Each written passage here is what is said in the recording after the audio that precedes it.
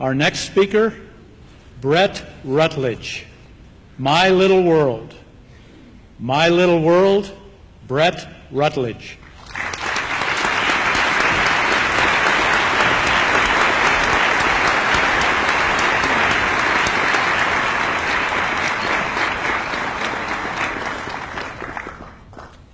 I was the kind of kid your parents told you not to play with. Mr. Chairman, fellow Toastmasters and guests, you probably remember me. The detention hall's only permanent resident. At school, my body would be in the classroom, but my mind would be dreaming in a galaxy far, far away. While the teacher tried to curb my imagination and repeatedly told me to face facts, grow up, this is reality, I would be facing my nemesis, Darth Vader.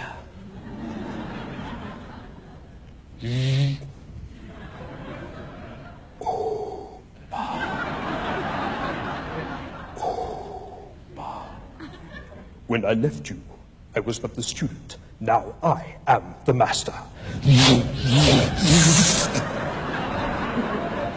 Only a master of evil, Darth. Really? Tell me this then. What is the square root of 25?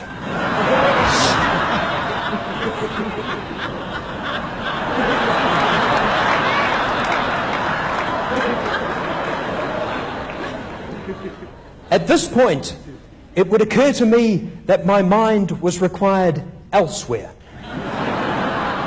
Light years away. It wasn't my archenemy Darth Vader asking me the questions. It was my other archenemy, the teacher. The square root of 25, Rutledge, in your own time, preferably before the rigor mortis sets in. I would resolve not to panic. I knew my classmates were depending on me. 30 voices melded as one. Use the force, Brett. I would look that teacher directly in the eye. And I would say to him, I don't know. The school report card was a constant disappointment to my parents. Brett has excellent potential, but for the tendency to daydream. Brett needs to apply himself more. He could do so much better were he to stop living in his own little world. But my little world was 10 times more exciting than the world I was charged with learning. In my world, the colours were more vibrant. Adventure was at every turn. And the possibilities were unlimited. As a small boy, my imagination would take me to the most fantastic places. And from them, I would bring back the most amazing ideas. I can remember the pride my father felt when at only 8 years of age, and as a result of one of my amazing ideas, I raised over $200 at a garage sale. I can also remember his panic when he went out to get his car and couldn't find it.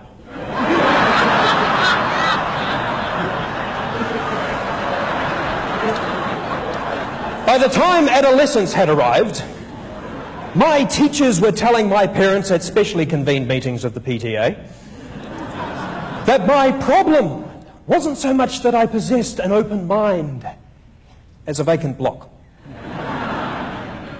He has to face facts if he's ever to reach his true potential, they would say.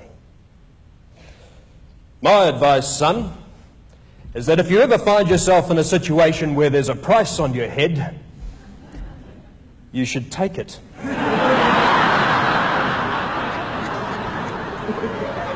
My teachers didn't appreciate my wandering mind. because my teachers never understood that my imagination was where my true potential lay. Imagination was how I explored my world. Imagination was not only the source of my knowledge, but also my desire to learn. But for my teachers, it was always, face facts, grow up, this is reality.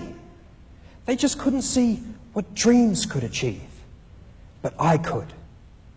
And I had learned from man's most advanced dreamers. Visionaries like John F. Kennedy, idealists like Martin Luther King, geniuses like Albert Einstein, people who dared to dream and brought back the most amazing ideas. Einstein's genius for the gift of fantasy brought new knowledge to all of us. King's ideals gave new hope and allowed millions to see a promised land. Kennedy's vision took mankind to the moon. And yet, as children, they were probably told they had excellent potential, but for the tendency to dream. They were probably told they could do much better were they to leave their little worlds. Well-meaning teachers probably exhorted to them the value of knowledge, having forgotten its author, imagination. Even today, as adults, we are surrounded by people who tell us, face facts, grow up, this is reality. They're the same kind of people who book their graves in advance because they don't want to miss out on a good spot. Don't give in to them. True potential is a dream, not yet realized. Close your eyes. Open your minds. Fire your imaginations. Dare to dream. And know, as Albert Einstein knew, imagination is more important than knowledge. Knowledge is limited. Imagination encircles the world.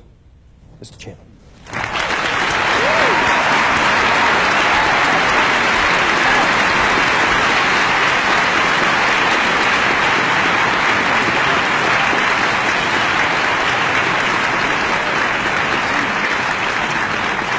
Once more, a minute of silence, please.